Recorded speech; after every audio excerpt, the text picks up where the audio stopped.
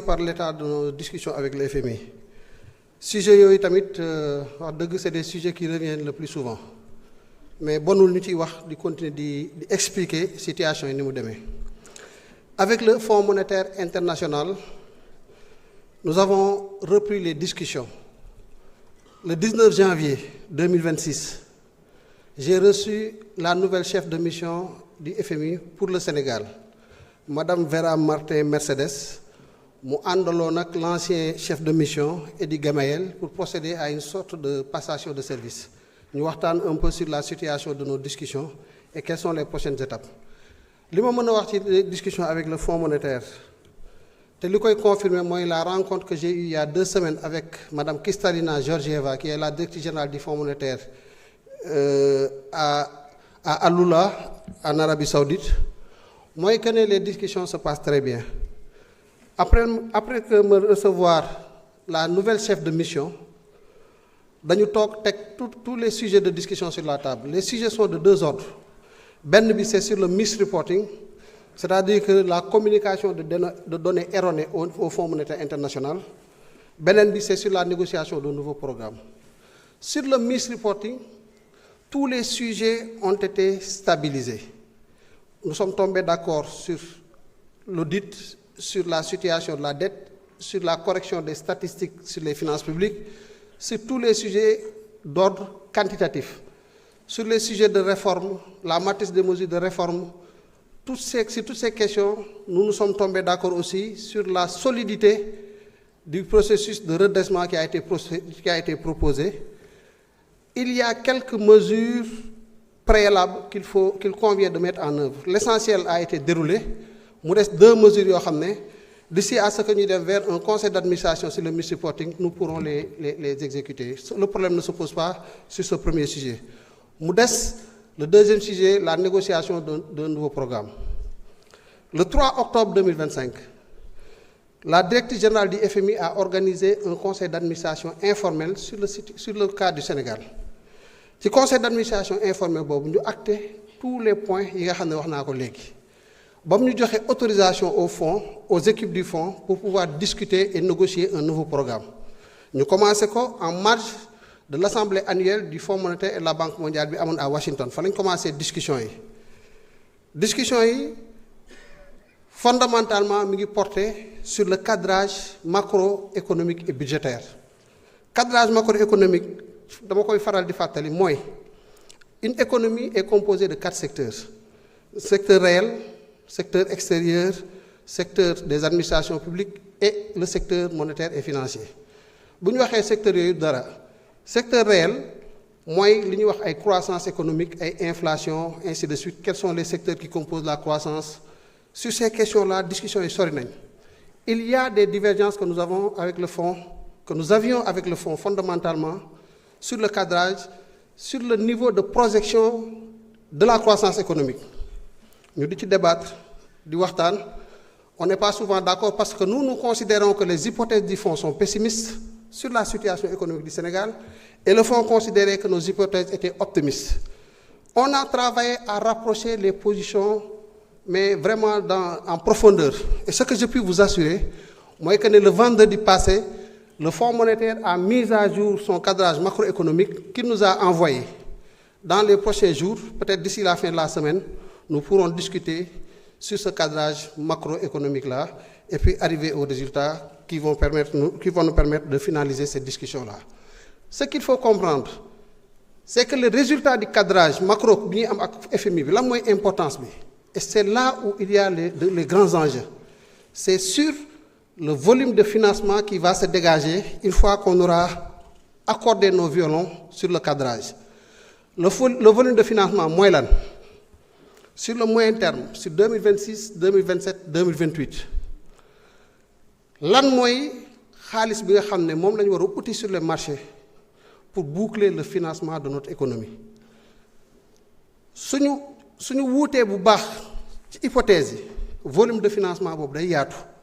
Loolu moo tax FMI di ñu wax ne il ne croit pas que nous pourrons boucler et assurer, et donc li mu xalaat en termes de solution mooy restructuration.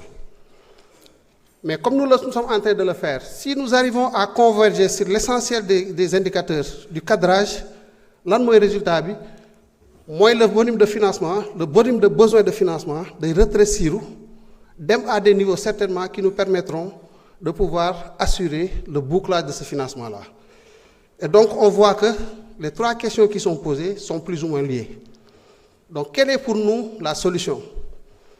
Parce qu'un sujet de dette, il est là, il est réel. Loolu kenn waxuñu ko, kenn jàngaluñu ko. C'est nous qui avons fait le travail, c'est nous qui avons fait le point sur notre situation de déficit budgétaire, sur notre situation d'endettement. Ñu gis ne le sujet sur la dette est là et nous devons le traiter.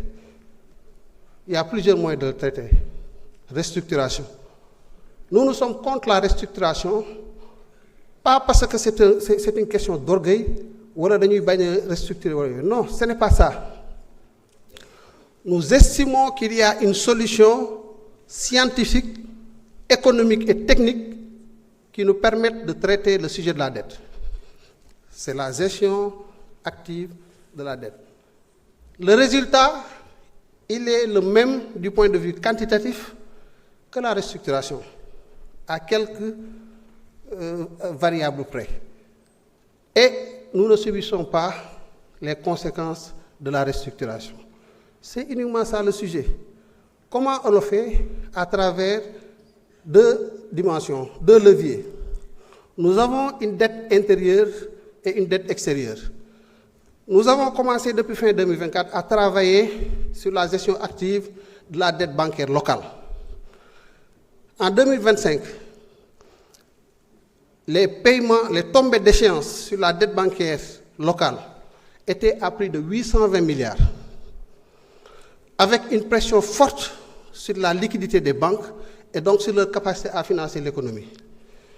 Nous avons évité les banques à travers des interventions sur le marché financier régional, à titriser certaines de ces créances dont ils disposaient sur l'État du Sénégal. Bien que titrisé, qu'est-ce que cela nous a permis de faire concrètement? On a pu négocier les termes de financement, améliorer le profil de maturité, gagner de l'espace budgétaire à hauteur de plus de 500 milliards de francs CFA. Rien que sur l'année 2025, la gestion active nous a permis de libérer plus de 500 milliards de francs CFA d'espace budgétaire. C'est exactement ce que nous comptons faire avec la dette bancaire extérieure. Avec la dette extérieure. C'est quoi? On a une dette qui a un profil, des coûts plus ou moins élevés, une maturité plus ou moins serrée. Ce que nous allons faire, et ce que nous avons commencé, c'est de travailler sur des instruments de rehaussement avec des institutions de garantie, MIGA, BAD, ATIDI, ainsi de suite, ces institutions qui sont spécialisées dans la garantie, pour pouvoir racheter, pour pouvoir mobiliser des ressources à des coûts beaucoup plus faibles que les coûts d'endettement que nous connaissons aujourd'hui, avec des maturités plus longues. Maintenant, si je me fais 100, avec un intérêt, un coût de 10, je vais faire sur 2 ans. Cette opération va me permettre, pour les mêmes 100 de dette, de les payer avec un coût moins élevé, un coût de 5 ou 6, tu gagnes 4, de manière schématique, sous forme d'exemple. Ensuite, on va allonger la maturité. Maturité, c'est le nombre d'années que vous remboursez. Si vous avez remboursé 3 ans ou 2 ans, vous remboursez sur 5 ans, 7 ans ou 10 ans. L'amortissement, le service de la dette, des fondre, des wagneku bu baax, ce qui te permet de libérer des espaces de trésorerie et des espaces budgétaires. Résultat des courses, si nous combinons cet exercice-là avec la discipline budgétaire que nous avons enclenchée depuis 2024, on est passé de 13,8 à 7,8% de déficit budgétaire en 2025. En 2026, nous serons à 5,3%. Et en 2027, nous serons à 3%. Ce processus de consolidation budgétaire, donc de discipline budgétaire, combiné à ce que nous faisons sur la gestion active de la dette, vont nous permettre de libérer de l'espace, d'améliorer notre profil de maturité. Les indicateurs sur l'horizon d'AVD sont en train de descendre et au résultat final, nous aurons une dette soutenable sans compromettre les relations que nous avons avec nos créanciers qui ont la confiance en notre pays et nous déroulons notre programme économique et financier Merci. Voilà donc.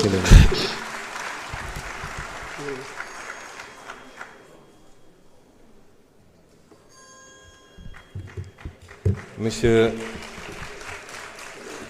le ministre des Finances, mu ngi ñàkk tooy xepp si wax ci bor bi. Et il y a de quoi, pourtant il ne fait pas chaud dans la salle, monsieur le ministre, mais il y a de quoi. La dette du Sénégal, pour cette année, ñu ngi war a servir la dette à hauteur de 5 milliards 261 millions 561 679 980. 5 milliards. 5 000 milliards. 5 000 milliards. 261 millions et suivant. Suñuy recette